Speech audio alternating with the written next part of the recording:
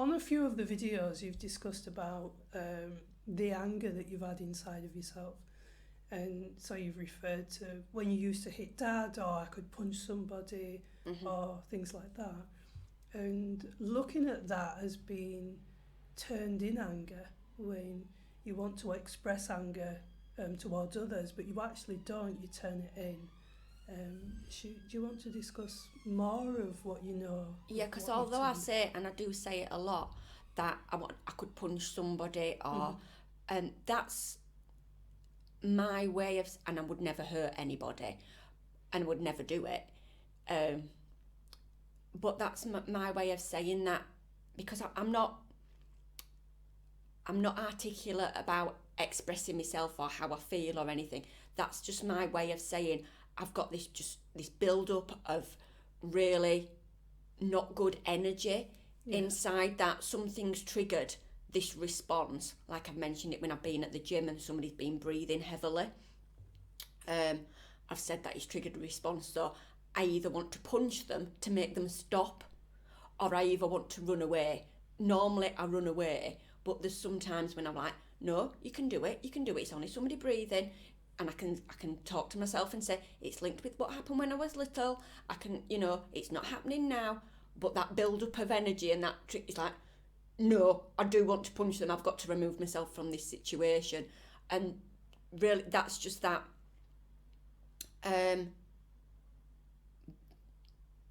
Whether it's anger or what, it's just how my body feels, that I've got all this stuff inside that I want to explode in some way. Yeah. And yes, when I was little, I did explode and hit my dad and stuff. Because, and on reflection, I think I did that because he didn't respond. He didn't shout at me. He didn't tell me off. He didn't chastise me. He just accepted and how I was. And when I was growing up, that was how I expressed myself and how I got rid of that feeling inside. Whereas as an adult, I haven't been able to, and it's like it's built up, and that's when I say I want to punch somebody or something, because I don't know how else to deal with, or I didn't know how else to deal with the anger and stuff like that, but I didn't know what it was. I didn't know it was anger, and I didn't know what it was caused by, and that kind of thing. Until therapy. I guess as well that when you said that dad allowed you to do that and colluded with it in a way, because he allowed it and accepted it instead of questioning why is my child behaving like this, what's she angry about, because behind lots of anger there's pain as well. And so when you said as well, I wouldn't hurt anyone, with this, when actually you would, because you're very savage towards yourself. So when we say, are you a danger to yourself or others? And you think, no, I'm not a danger to myself or others. It's like, you are dangerous to yourself, because... I filled in that form within the NHS for the last 28 years, which says, one of the forms, you have to fill it in very regularly. How many times this week have you felt happy? How many times of the week have you done this, that and the other? And it always says, are you a danger to yourself or others? And I've always ticked no, because I genuinely don't think I am until I've spoke to you. Yeah, because it's become your norm that you actually what you do and what you've spoke about before on the videos is about how you eat when you binge. So you savagely ram food down your own throat. You ram food down your own throat from the fridge, from the freezer, from the bin. So you're ramming all this food, and imagine if you were doing that to someone else. So you're saying I wouldn't do it to anybody, but you're a person as well. And that's the act that, that you're doing, that you're ramming this food down your throat. You've also spoke about getting in a red hot bath. You can only scold yourself. You can only do things that are painful. And so it's being in control of the pain, almost as if you're saying, I can do it, because pain's being inflicted on you. And you want to release that.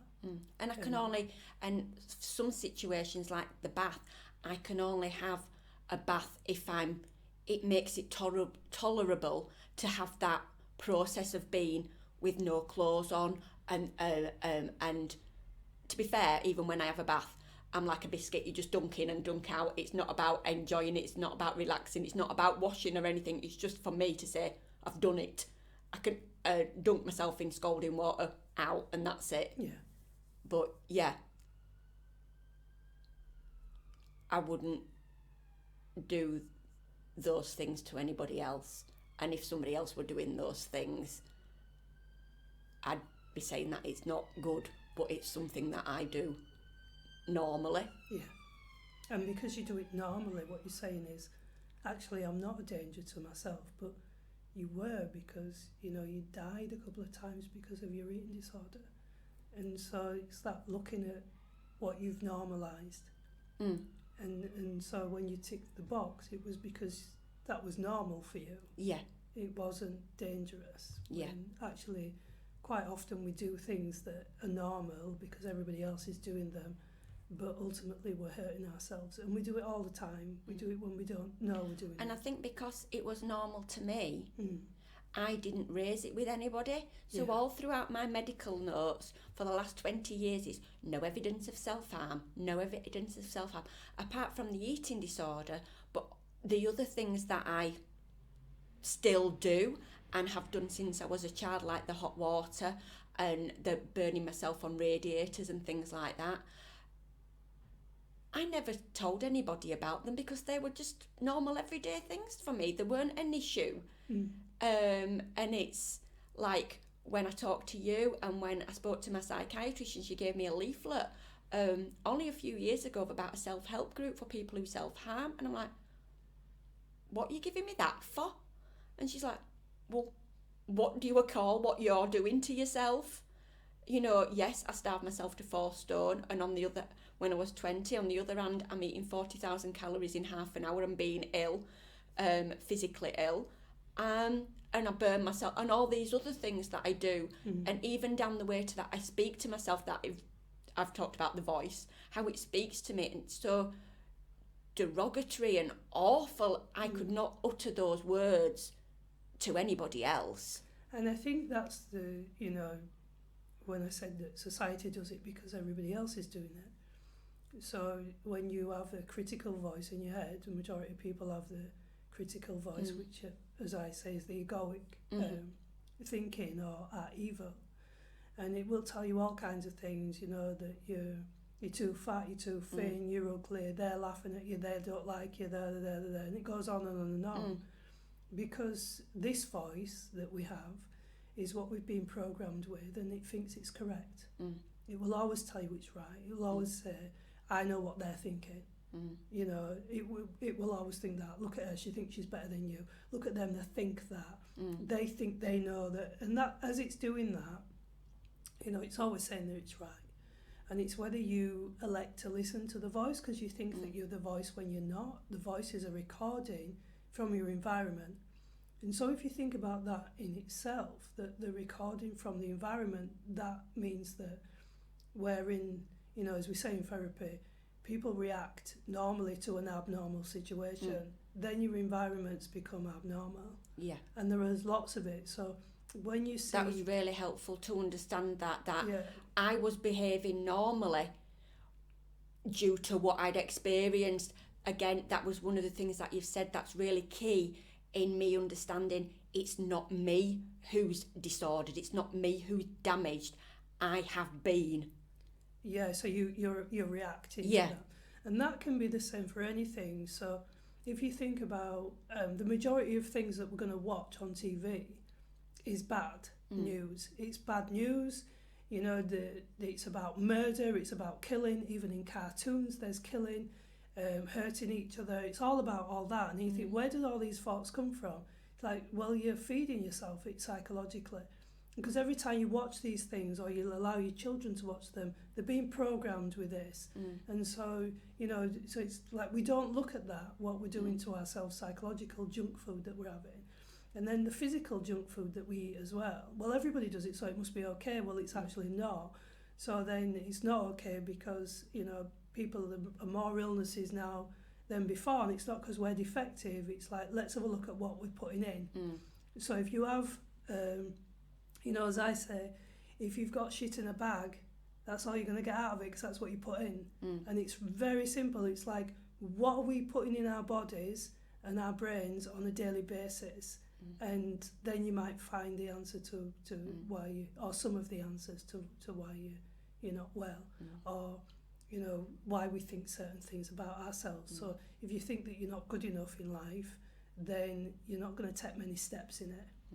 And it's only when you start to believe in something more positive, and we're not feeding a lot of that. We try to feed a lot of that, but if you think, well, what's the biggest thing on our plate? And the biggest thing on our plate is usually something negative. So, and then we want validation, and yet we don't validate our own bodies. We're constantly shutting it up instead of listening to its reaction. So if you're in pain, why are you there? Why are you in pain? Investigating it. We tend to give more, we honour the objects more. So if your car was broken down, and it's like the engine's loud, you wouldn't medicate the engine by putting a blanket over it to shut it up, would you? You'd want to find out why the engine's loud and it to be investigated. And yet we give less to our body. If we have pain, just shut it up, we'll take an aspirin. Instead of finding out, why is it like that? Why am I like this in the first place? Why do I have pain? Let me go to the root and find out what's happening. I was talking about that to somebody yesterday, and I was saying that it's easy to, if you've got a broken arm, just put a pot on it. Men's, cool. Take the pot off. Bit later, the arm breaks again. Put a pot on it, and that kind of thing. And I think we need to be looking at, why is the arm breaking in the first place? And I can mirror that with my experience when I've had my first breakdown and went into depression, and my first hospital admission. It was depression and starting on OCD and eating disorders, and it was because I got stressed with exams. So that was put down as the cause, whereas actually it was the trigger. The cause was what happened when I was little, and how I'd see the world and how I understood the world and how I saw myself. But it was just, what triggered me was not thinking I wasn't going to pass the exams, that I was a failure, everybody was better than me. But that was just put down as the cause. And so all thinking and exploration was stopped, because it was, Deborah's got low self-esteem, da-da-da-da, end of. That's why these things have caused. Yeah, and why do you have low self-esteem? So it's looking at those things where the egoic thinking is quite fickle, it's unstable, it's never consistent, and so we look deeply into some things, but there are other things that we don't look deeply into, and that's usually ourselves. And so then objects become priority over, over us. And then the other part of us is that sometimes we just don't want to, because we like doing what we're doing. So we might like eating a certain food that we're eating. We don't want to change it, so I don't want to know. Yeah. And that's why we're all given free will by the one who made the apple. And that's why some of the things that I've done which are harmful, there's times when I haven't wanted to stop them, because that's what I've needed to do to get through. That's what makes me feel that I've ticked that box, or I've got through that horrible experience and it's not been as horrible as it could have been, and that kind of thing. That's why, people who do self-harm or have these negative behaviours, it's like, I want to keep it, because they've found a way that makes them, or finds a way that makes them life a little bit more tolerable. So no, I don't want somebody to take it away from me. I don't want somebody to do this. But that's because you've told yourself a story, and you've told yourself a story that's a lie, because if you have to do something again when it reoccurs, then it doesn't work. No. Because it's when you do something where you don't experience it again, or you don't experience it in the same way, then that's when something's working. But when something's not working is when you've consistently got to do it.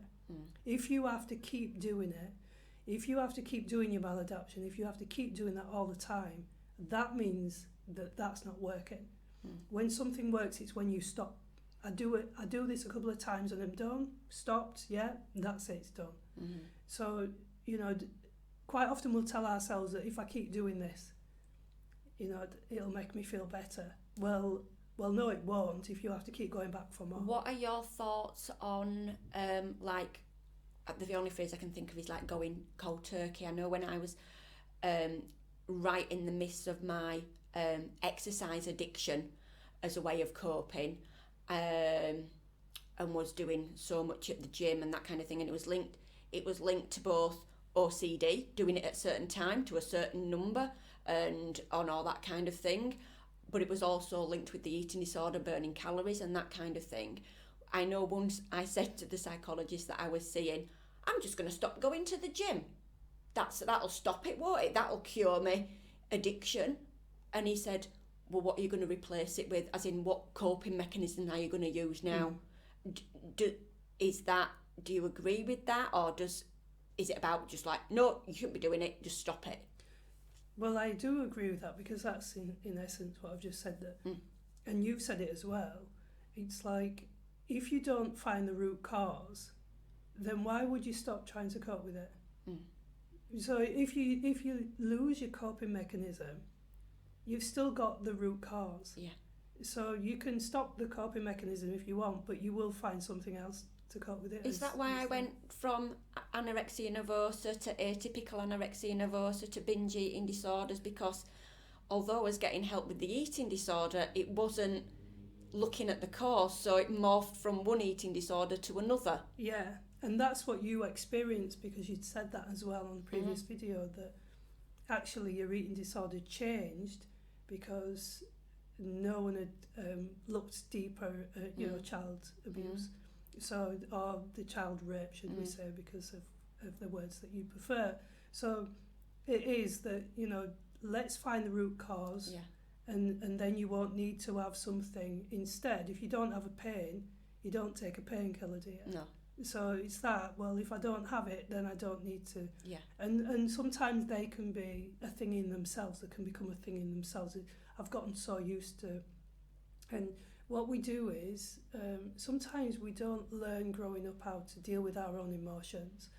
And so we deal with our emotions sometimes by mirroring the caregivers around us. How do they deal with their emotions?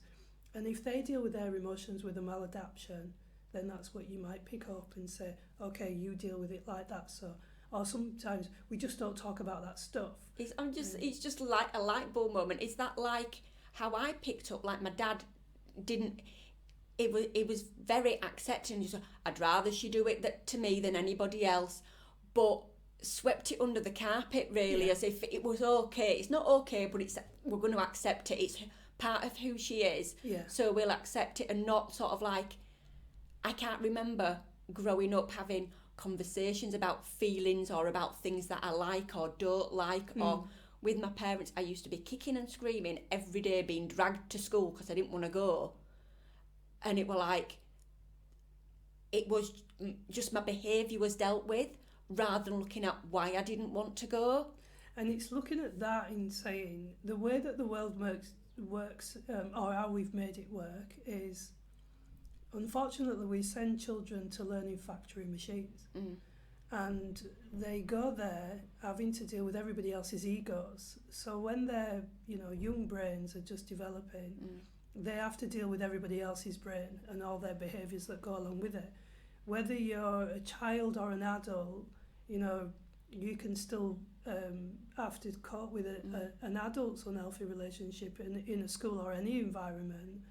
And so the child's being told to learn something, and then they're being criticised. They're just not confident enough, they don't get 10 out of 10, they don't get this, and it's like they're taught then how to be a human doing and not asked about being a human being. When do you go to school and learn about who you are?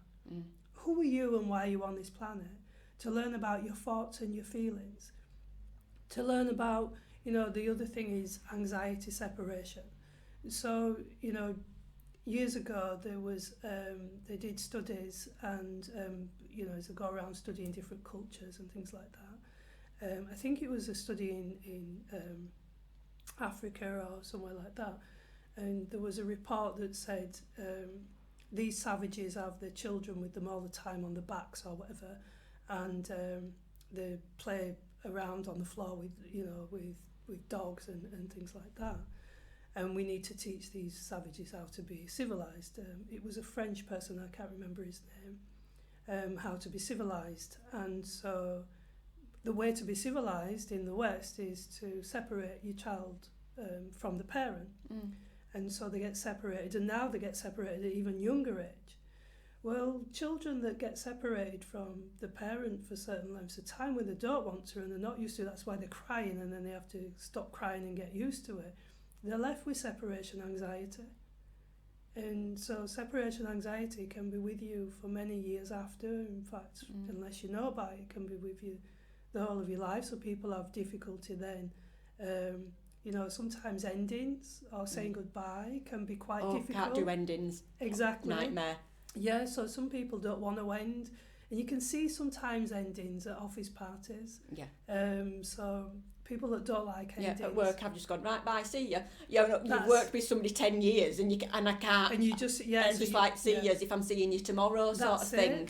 Or there might be other people that don't turn up to the parties. They have an ending. So when we have kind of things about, or somebody that never wants to leave, you can never get rid of them, they'll stay a little bit longer. You like when they're going. And it's because of the separation anxiety that they might not be aware of, because everybody normalises this stuff. So there are things that, the abnormal situation to a human being turned into a human doing, the abnormal situation can already be around. And we might not even know it from the way that we live in our society. I didn't want to be away from my parents because when I was with my parents, I was safer. It didn't happen when I was around my parents, so I didn't want to go anywhere where they were not there, because I didn't feel, as a young child, I didn't feel safe, and that was my link with not wanting to go to school or wanting to go to place. I didn't know at the time, I just knew, don't send me there. I just knew I had a fear and I didn't want to go. It's looking now that I think, that's why. And likewise, when you've just been talking, it's like being like a light bulb of like, I normalised my behaviour growing up because my mum and dad normalised my behaviour. It's just how she is. I'd rather she do it to me than anybody else, and that kind of thing. So I normalised my behaviour and didn't make a big deal out of stuff because we don't. It's just.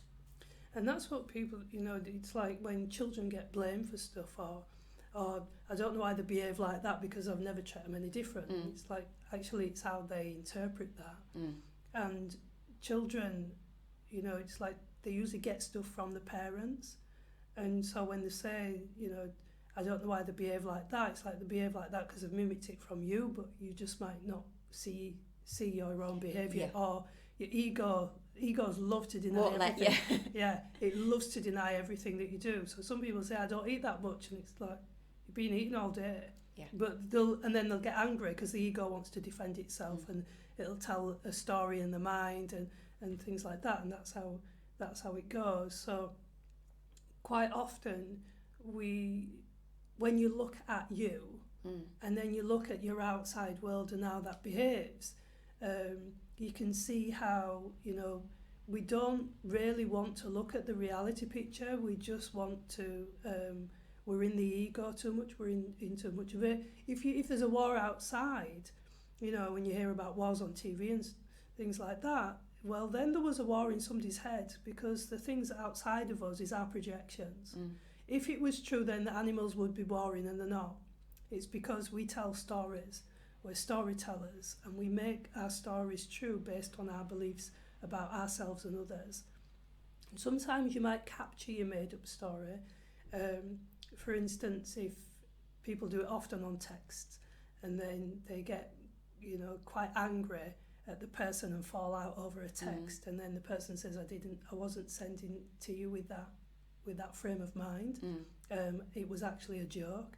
But from your frame of reference, where you are, and the story that you're telling yourself, you're reading it in a totally different way.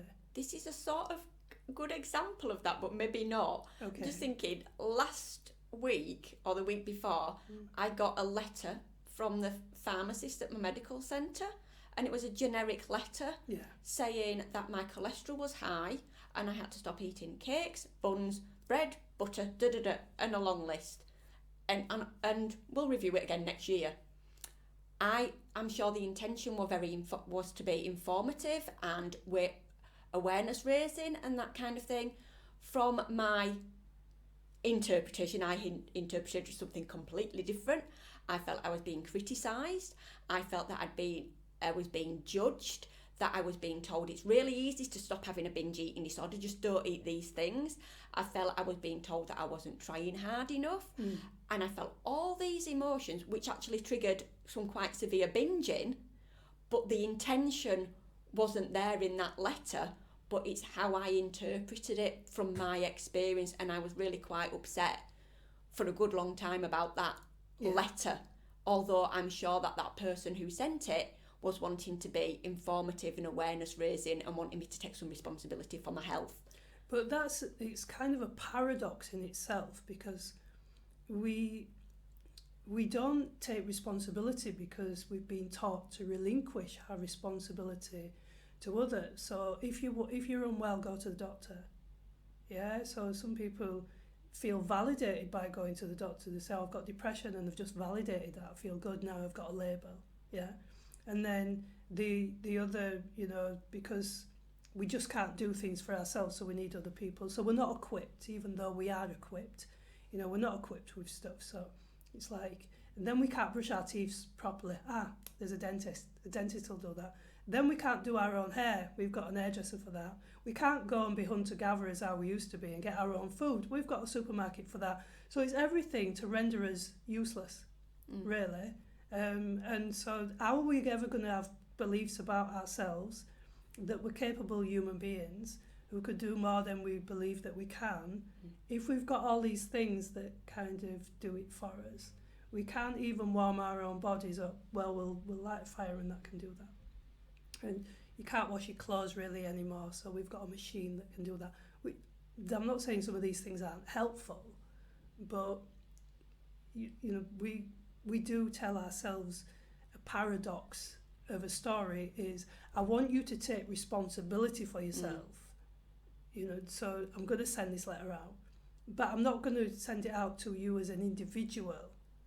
So then why, I'm going to assume that we're all the same and send this letter out. But that in itself, your reaction in itself might not just been your reaction, it could have been many people's reaction. And it wouldn't have taken 2 minutes to actually see on the system that I've got a history of eating disorders, because I've been asking for help for 20 odd years about it, and it's not something that I keep private anymore and that kind of thing. So yes, I can understand why generic things are done and processes are in place, but people aren't generic. Exactly. And don't fit into that. And I certainly didn't. Exactly. And do you think really that everybody that's eating food or product that they shouldn't be eating don't know it? Do they need a letter to be told that? Realistically, I'm not saying that everybody in the world knows that, because children don't. They just, eat what they're taught to eat. But do you honestly believe that you actually need a letter to tell you to stop it? Are you going to stop doing it from a letter? So it's quite a paradox. Yeah, and it's like there was some research I heard about, and they were looking at the average person, like the average person in Australia or the average person in England, and the average female in somewhere where they said is 30-something years old, has 2 children, lives in a semi, but they haven't found anybody that fits that criteria. So they've defined what this average person is, this generic person is, but you can't find anybody who fits in with it. And that's the thing about science as well, is that everything on this planet that hasn't grown has come from the brain. Like I said, wars have come from somebody's brain. Abuse has come from somebody's brain. So if someone's abusive, it gets projected out. If someone's nice, it gets projected out. If someone's happy, it gets projected out. If someone wants to invent a plant pot, there it is, it gets projected out and becomes matter. So everything in this room is somebody's mind, and every action out there is somebody's mind, and all the buildings come from somebody's mind. So we're creators. Whatever we think, we make true. If we think we can't do something, then we'll make that true and we won't do it. If we think that we can do something, we'll make that true. And then there's the medium line where I think I can't, but I'll have a go anyway and see and prove myself wrong. Yeah. So then, only my opinion looks at that and says, then can't that be the same thing for science then? If energy becomes matter and our thinking is energy, then wouldn't that apply for our science? That if I believe something in the world and I want to do a scientific experiment on it, isn't some of my belief going to be projected into that scientific experiment? So that's just a question. What do you think about that? I think it's something that I've been exploring more with myself, that I do myself, confirmation bias. I see what fits in with my mindset. So I see things that will fit in with what I'm thinking and what I'm feeling. So when I think that I'm big and that I'm fat and that I needed to lose weight and this, that and other, when I try clothes on, I'll be like, oh, look, I can see it tight. It might be hanging off me somewhere else, but I'll focus on the tight bit. I will focus on the bits that feed into and complement and agree with what my mindset is. And that's exactly what I've just said. Yeah. But in other words, in science, wouldn't you just focus on whatever your mindset is, and then the rest of the stuff? And you don't see anything else. Yeah. Yeah.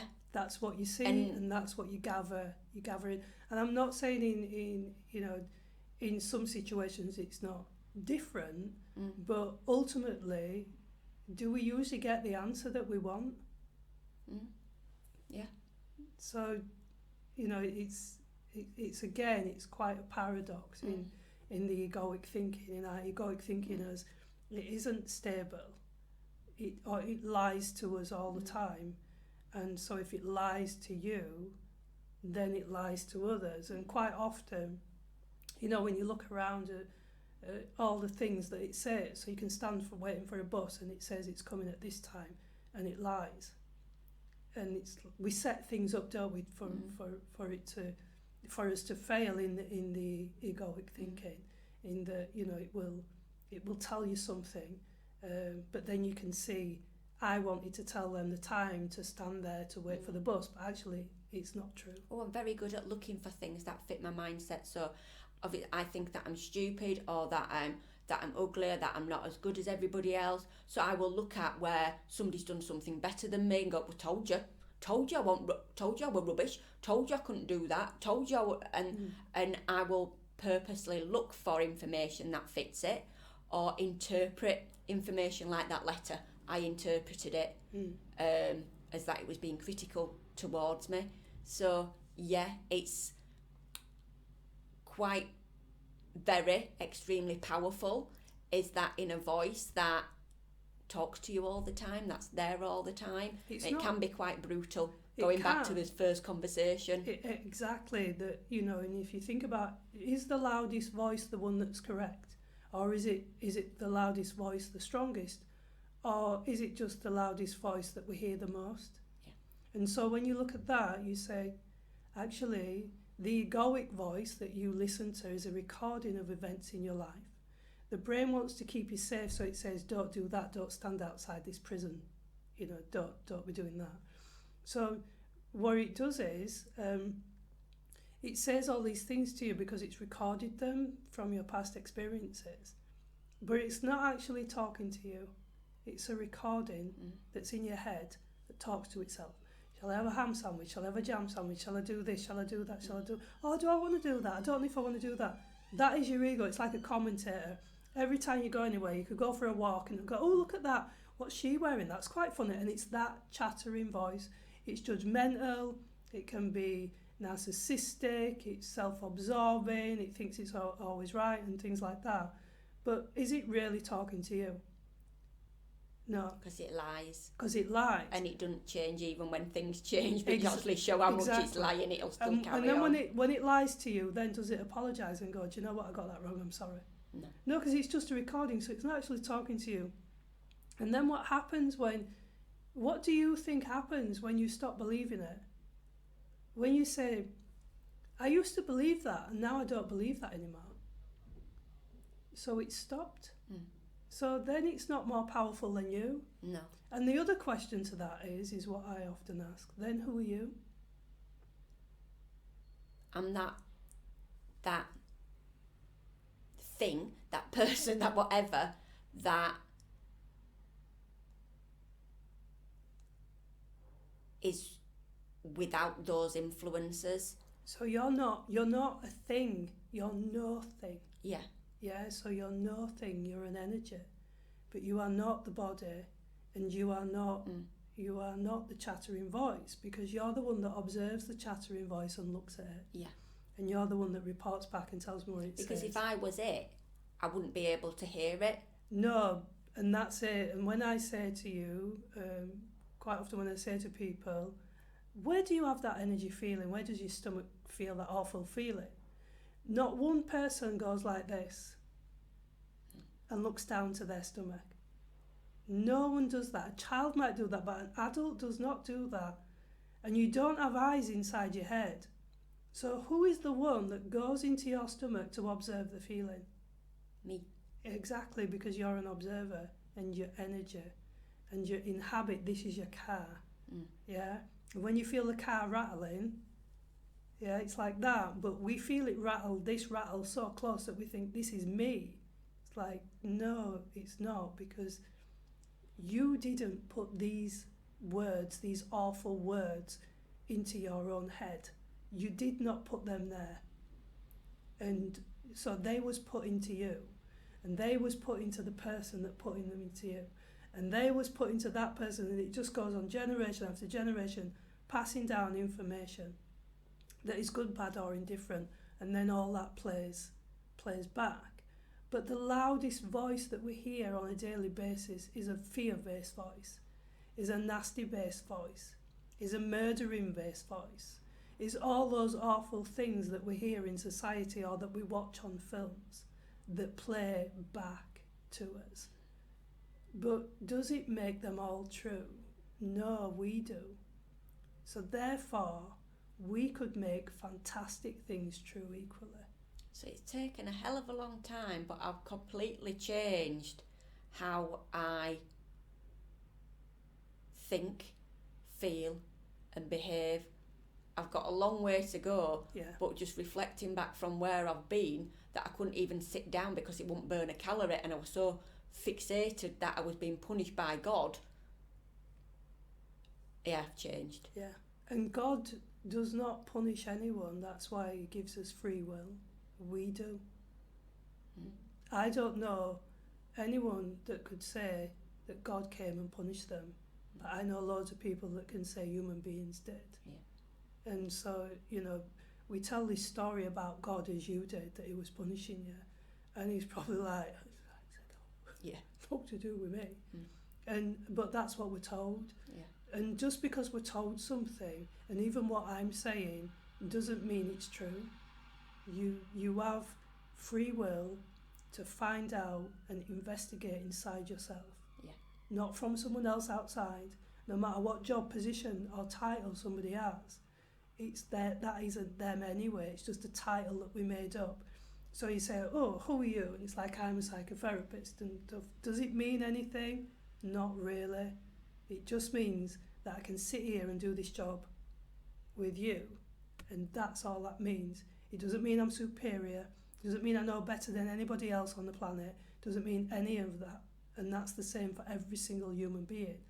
That we often, when we introduce ourselves, we'll say our name, which is our label that we've been given, and we'll say our job title, which has been given, which is a story that we made up, because we made all of them up, but we don't ever answer as a human being who we are, because we never might have investigated that.